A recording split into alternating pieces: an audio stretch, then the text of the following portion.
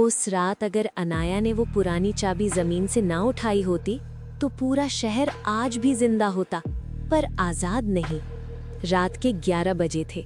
पहाड़ों के बीच बसा छोटा सा गांव देवगढ़ आधी नींद में था। हवा ठंडी थी और आसमान में बादल चांद को ढक ढक कर खेल रहे थे। 16 साल की अनाया अपने घर की छत पर बैठी थी। उसकी आदत थी रात में सितारे देखने की, पर उस रात कुछ अलग हुआ। आसमान में एक तेज रोशनी चमकी, जैसे कोई सितारा टूटकर सीधा पहाड़ों के पीछे गिरा हो। धरती हल्की सी कांपी। ये क्या था? उसने धीरे से कहा। उसकी क्यूरियोसिटी उसे सोने नहीं दे रही थी। टॉर्च उठाई, जैकेट पहनी और चुपके से घर से निकल पड़ी। जंगल का राज। रोशनी जहां से आई थी वहां घना जंगल था। गांव वाले वहां कभी नहीं जाते थे। कहते थे वहां पुराना शहर दबा है और वहां वक्त रुक जाता है। अनाया हंस देती थी इन बातों पर आज उसका दिल तेज धड़क रहा था। जंगल के अंदर जाते ही हवा ठंडी हो गई। पेड़ अजीब आवाज कर रहे थे, जैसे फुफकार। तभी उसकी टॉर्च की रोशनी किसी मेटल चीज पर पड़ी। जमीन में आधी दबी हुई एक पुरानी सुनहरी चाबी।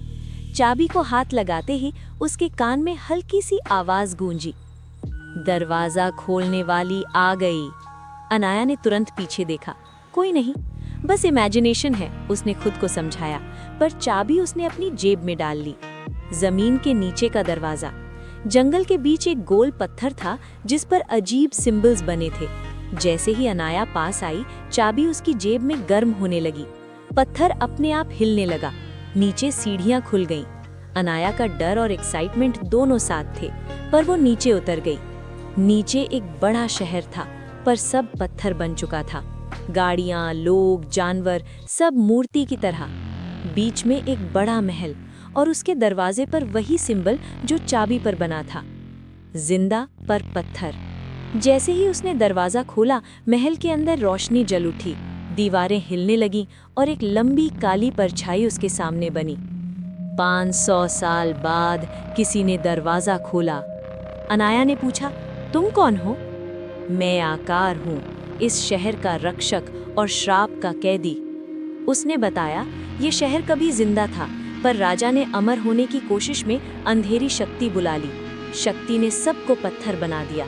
सिर्फ आकार बच गया, आधा इंसान आधा साया। चाबी सिर्फ उसको मिलती है जो डर के बावजूद आगे बढ़ता है। पर दरवाजा खोलना काफी नहीं, श्राप तोड़ने के लिए 3 रत्न चाहिए। डायमंड पहला, हिम्मत का। शहर के नीचे एक सुरंग थी जहां जमीन हिल रही थी। लावा बीच से बह रहा था। आकार ने कहा, यहाँ से गुजरना होगा। अनाया का पैर फिसल गया, पर उसने एक पतली सी लकड़ी पकड़कर खुद को संभाला। आंखों में आंसू थे, पर वो आगे बढ़ती रही। आखिर में एक छोटा क्रिस्टल मिला, लाल रंग का। आकार मुस्कुराया। हिम्मत। दूसरा रत्न विश्वास का।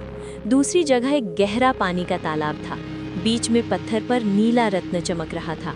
मैं तैर नहीं सकती, अनाया घबराई।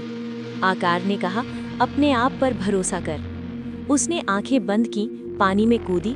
पानी ठंडा था, पर उसका डर धीरे धीरे कम हो गया, जैसे पानी उसे संभाल रहा हो।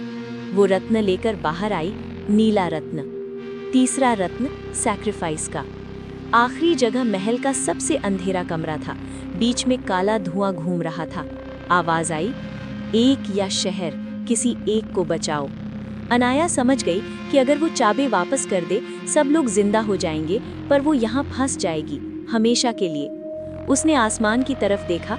मम्मी पापा याद आए, पर फिर शहर के पत्थर, लोग। उसने चाबी हवा में फेंकी। धुआं तेज हुआ, फिर शांत। उसके हाथ में सफेद रत्न आ गया। श्राप का टूटना। तीनों रत्न मिलते ही शहर में बिजली सी दौड़ गई। पत्थर टूटने लगे, लोग जिंदा होने लगे। आकार की परछाई धीरे धीरे इंसान बनने लगी। तुमने मुझे आजाद किया, उसने कहा। पर अनाया जमीन पर गिर गई। उसकी आंखें बंद हो रही थीं। आकार ने उसका हाथ पकड़ा। अब मेरी बारी। उसने अपनी शक्ति उसे दे दी। सुबह का राज। सुबह अनाया अपने घर के बाहर जमीन पर मिली। हाथ में 3 छोटे पत्थर थे, लाल, नीला, सफेद। गांव वाले कह रहे थे, रात को पुराने पहाड़ से रोशनी आई थी, फिर सब नॉर्मल। जंगल में अब कोई दरवाजा नहीं था, सिर्फ शांत पेड़। अनाया मुस्कुराई। उसे पता था कहीं नीचे एक शहर अब जिंदा है और उसकी जेब में एक छोटा सा निशान, चाबी का। कुछ दरवाजे खोलने के लिए चाबी नहीं, हिम्मत चाहिए होती है।